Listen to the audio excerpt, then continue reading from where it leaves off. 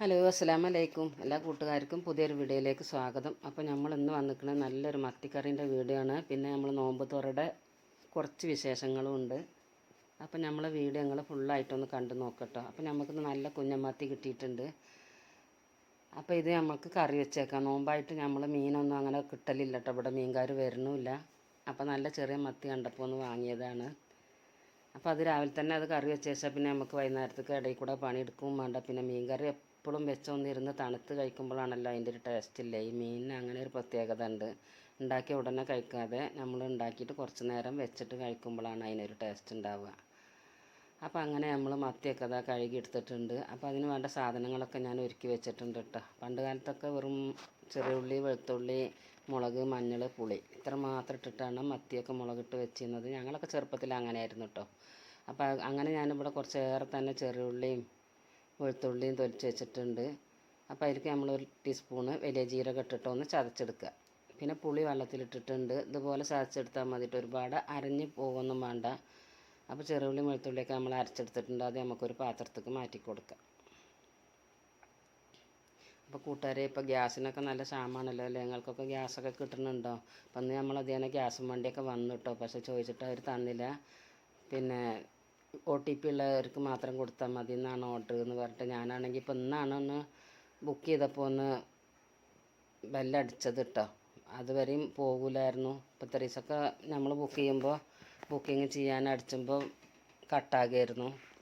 അപ്പം ഇന്ന് ശരിയായപ്പോൾ ഇന്ന് കിട്ടില്ല. ഇനി 24 മണിക്കൂർ കഴിയണമെന്നാണ് പറഞ്ഞത് കേട്ടോ. അപ്പോൾ നിങ്ങൾക്കൊക്കെ ഈ ബുദ്ധിമുട്ടുകൾ ഉണ്ടെങ്കിൽ ഒന്ന് കമൻറ്റ് ചെയ്യുക കേട്ടോ.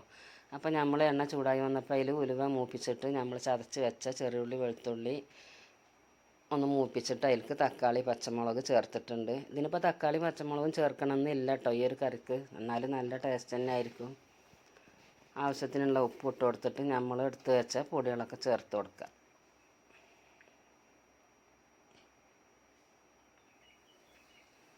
അപ്പോൾ തക്കാളിയൊക്കെ നല്ല ഉടഞ്ഞ് വന്നിട്ടുണ്ട്. വെളുത്തുള്ളിയൊക്കെ അവിടെ ഇവിടെ ഉടയാതെ കിടക്കുന്നുണ്ട് കേട്ടോ, അരയാതെ. അതൊക്കെ നല്ല ടേസ്റ്റാണ് മീൻ കറിക്ക്. എന്നിട്ട് നമ്മൾ ആ പൊടികൾ ചേർത്ത് കൊടുത്തിട്ടുണ്ട്. ഇനി ആവശ്യത്തിന് പുളിവെള്ളം കൂടി ചേർത്തിട്ട് തിളപ്പിച്ചെടുക്കുക. മീൻ കറി എപ്പോഴും നല്ലോണം തിളച്ച് വറ്റിയതിൻ്റെ ശേഷം നമ്മൾ മീനിട്ട് കൊടുക്കണം കേട്ടോ. അപ്പോഴാണ് മീൻ കറിക്ക് ഒരു ടേസ്റ്റ് ഉണ്ടാവുക. ചിലർ മീനിക്ക് ഇതല്ലാതെ മസാലയൊക്കെ ആക്കിയിട്ട് അവർക്ക് മീൻ അതിൻ്റെ ഒപ്പിട്ടിട്ട് അടുപ്പിൽ വെച്ച് തിളപ്പിച്ചും. പക്ഷേ അങ്ങനെ തിളപ്പിച്ചാൽ മീനിന് ടേസ്റ്റ് ഉണ്ടാവില്ല. ഇതുപോലെ കറി ആദ്യം നല്ലോണം തിളച്ചിട്ട് കുറുകി ഇങ്ങനെ പകുതിയായിട്ട് അതുപോലെ വരുമ്പോൾ നിങ്ങൾ മീനിട്ടിട്ട് മീനൊന്ന് കറി വെച്ച് കൊണ്ടുപോകും. അടിപൊളിയായിരിക്കും കേട്ടോ. നല്ല ടേസ്റ്റായിരിക്കും. മീനിൻ്റെ പച്ചമണം ഒന്നും ഉണ്ടാവില്ല. ഇത് മീൻ ഇട്ടിട്ട് ഒരുപാട് നേരം തിളപ്പിച്ചും ചെയ്യരുത് കേട്ടോ. മീനിട്ടാൽ ഒരു 1-2 കുറച്ച് 2 മിനിറ്റ് ഒന്ന് തിളച്ച് അപ്പം തന്നെ ഇറക്കി മൂടി വെക്കുക. പിന്നെ ചൂടിൽ മീൻ വാങ്ങണം. നല്ല പഞ്ഞി പോലെ ഉണ്ടാവും. നമ്മൾ എത്ര മോശമുള്ള മീനാണെങ്കിലും നല്ല ടേസ്റ്റ് ഉണ്ടാവും കേട്ടോ അങ്ങനെ ഉണ്ടാക്കിയാൽ. പിന്നെ കുറച്ച് പച്ച വെളിച്ചെണ്ണയും കറിവേപ്പിൻ്റെ ഇലയും കൂടി ഒഴിച്ച് കൊടുത്ത്. അങ്ങനെയുണ്ട് നമ്മളെ കറി. കൂട്ടുകാരെ ഇഷ്ടപ്പെട്ടോ? അപ്പോൾ ഇഷ്ടപ്പെട്ടോ ഒന്ന് ലൈക്ക് ചെയ്യുക. ആദ്യമായിട്ട് കാണുന്ന പുതിയ കൂട്ടുകാരൊക്കെ ഉണ്ടെങ്കിൽ സബ്സ്ക്രൈബ് ചെയ്ത് സപ്പോർട്ട് ചെയ്യുക. ഇതുപോലെ നിങ്ങളൊന്ന് ഉണ്ടാക്കി നോക്കട്ടോ. അപ്പോൾ ഇനി ഒരു 5-6 ദിവസം കൂടി കഴിഞ്ഞാൽ പിന്നെ നമുക്ക് ഡെയിലി തന്നെ ആയിരിക്കും മീൻ കറി തന്നെ ആയിരിക്കും അല്ലേ? അപ്പോൾ നോമ്പായതുകൊണ്ട് ഇതൊക്കെ ഇപ്പോൾ 2 പ്രാവശ്യമായിട്ടാണ് ആകെ മീൻ കറി വെച്ചിരിക്കുന്നത് ഇത്രയും ദിവസത്തിലിടക്ക്. അപ്പോൾ ഇത് കാണുമ്പോൾ ചോറ് കഴിക്കാൻ തോന്നണില്ലേ? അപ്പോൾ നോമ്പല്ലാത്തവരൊക്കെ ഒന്ന് ഉണ്ടാക്കി നോക്കട്ടോ കൂട്ടുകാരെ. അപ്പോൾ നമ്മളിതാ ചിക്കൻ വാങ്ങിക്കൊണ്ടുവന്നിട്ടുണ്ട് കേട്ടോ. അപ്പോൾ ഒന്ന് കുറച്ച് ബിരിയാണിയാണ് നോമ്പ് തുറക്കാൻ ഉണ്ടാക്കുന്നത്. അപ്പോൾ അതിലേക്ക് ഞാൻ അരിയൊക്കെ കഴുകി വെള്ളത്തിലിട്ട് വെച്ചിട്ടുണ്ട്. എല്ലാ സാധനങ്ങളും ചതച്ച് ഒരുക്കി വെച്ചിട്ടുണ്ട്. എല്ലാം കൂടി നിങ്ങളെ കാണിച്ച് ബോറടിപ്പിച്ചണ്ടെന്ന് വിചാരിച്ചിട്ടാണ് കേട്ടോ. ചെറിയ ഉള്ളി, വെളുത്തുള്ളി, ഇഞ്ചി, പച്ചമുളക്, പിന്നെ തക്കാളി അരിഞ്ഞ് വെച്ചിട്ടുണ്ട്. ക്യാരറ്റ്, മല്ലിച്ചപ്പ്, പുതിന, നാരങ്ങ പിഴിഞ്ഞ് എല്ലാം റെഡിയാക്കി വെച്ചിട്ടുണ്ട്. പക്ഷേ നമ്മൾ ബിരിയാണി വെക്കുമ്പോൾ എപ്പോഴും ഇതുപോലെ എല്ലാതും ഒരുക്കി വെച്ചാണ്ടല്ലോ എത്ര പെട്ടെന്ന് പണി കഴിയാമെന്നറിയോ. ആ ഉള്ളി പൊരിച്ചെടുക്കുന്ന ഒരു പണി മാത്രമേ ഉള്ളൂ ബിരിയാണിക്ക്. അപ്പം ഞാൻ ഗ്യാസും ആദ്യം ഉള്ളി ഒന്ന് ഫ്രൈ ആക്കി എടുക്കുന്നുണ്ട്. ഇത് പിന്നെ വലിയ ചട്ടിയിലേക്ക് മാറ്റിയിട്ടാണ് ഞാൻ ബിരിയാണി ഉണ്ടാക്കുക. അപ്പോൾ അടുപ്പത്ത് വെച്ചിട്ട് ഇത്തിരി കുറച്ച് ഉള്ളി വലിയ ചട്ടിയിലൊക്കെ ഇട്ടാൽ ചിലപ്പോൾ പെട്ടെന്ന് കരിയും നമ്മളെ വിറകിൻ്റെ ഇതോട്ട്. അപ്പോൾ ഞാൻ ഉള്ളിയൊക്കെ പൊരിച്ച് കോരിയിട്ടുണ്ട്. പിന്നെ നമ്മൾ വാട്ടാനുള്ള ഉള്ളി അതിലേക്ക് ഇട്ട് കൊടുത്തിട്ടുണ്ട്. ഞാൻ 2 കിലോ അരിയുടെ ബിരിയാണിയാണ് ഇട്ട് വെക്കുന്നത്.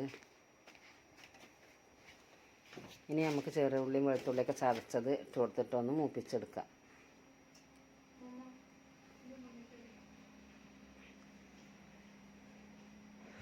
അപ്പോൾ അങ്ങനെ ചെറിയ ഉള്ളിയും വെളുത്തുള്ളിയൊക്കെ ഇട്ട് ഇനി പച്ചമുളക് ഇട്ട് കൊടുക്കുക.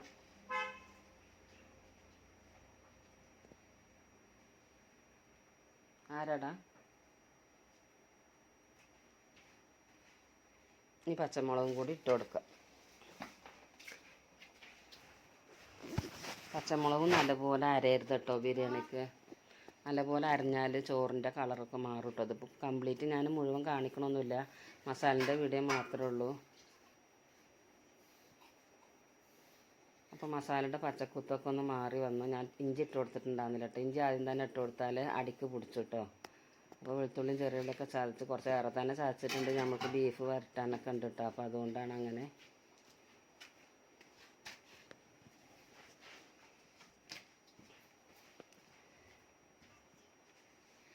അപ്പോൾ നമ്മൾ തക്കാളി ഇട്ട് കൊടുത്തിട്ടുണ്ട്.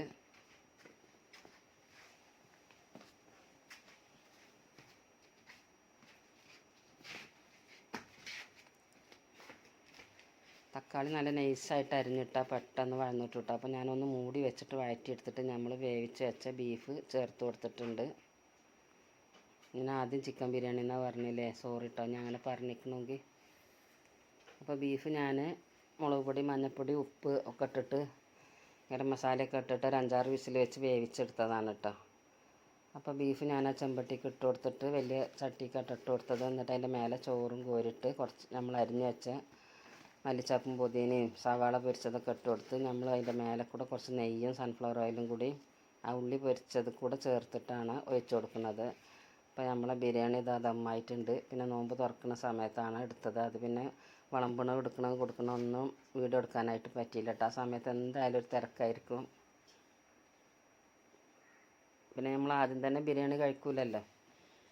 അപ്പം നമ്മളെ ബിരിയാണിയൊക്കെ നല്ല സെറ്റായിട്ടുണ്ട് കൂട്ടുകാരെ. അപ്പോൾ നിങ്ങളുടെ ബിരിയാണി മീൻ കറിയൊക്കെ നിങ്ങൾക്ക് ഇഷ്ടപ്പെട്ടാൽ ഒന്ന് ലൈക്ക് ചെയ്യുക. ആദ്യമായിട്ട് കാണുന്ന കൂട്ടുകാരുണ്ടെങ്കിൽ സബ്സ്ക്രൈബ് ചെയ്ത് സപ്പോർട്ട് ചെയ്യുക. അപ്പം നമ്മളെ ബിരിയാണിയൊക്കെ അടിപൊളിയായിട്ടുണ്ട്. ഞാൻ അടിപൊളി എന്ന് പറയില്ല, നിങ്ങൾ ഇതുപോലെ ഒന്ന് ഉണ്ടാക്കി നോക്കട്ടോ. അപ്പോൾ അരി നമ്മൾ ആദ്യം കുതിർത്ത് വെച്ചുണ്ടാക്കിയാൽ നല്ല സോഫ്റ്റ് ബിരിയാണി കിട്ടും കേട്ടോ. പിന്നെ നമ്മൾക്കിതാ മുളക് ബജി, ഉള്ളിവട, പിന്നെ ചായ, നാരങ്ങ വെള്ളം, നമ്മൾ അവലും പഴമൊക്കെ ഇട്ടിട്ടുള്ളൊരു ജ്യൂസ്. ഇൻഷാ അല്ലാഹ് അടുത്ത പുതിയൊരു വീഡിയോയിൽ നമുക്ക് വീണ്ടും കാണാം. അപ്പോൾ നമ്മൾ ബിരിയാണി വിളമ്പി കഴിഞ്ഞിട്ടാണ് കേട്ടോ ഈ കാണിച്ചു തരുന്നത് ലാസ്റ്റ്. അപ്പോഴാണ് വീഡിയോ എടുക്കാൻ പറ്റിയത്.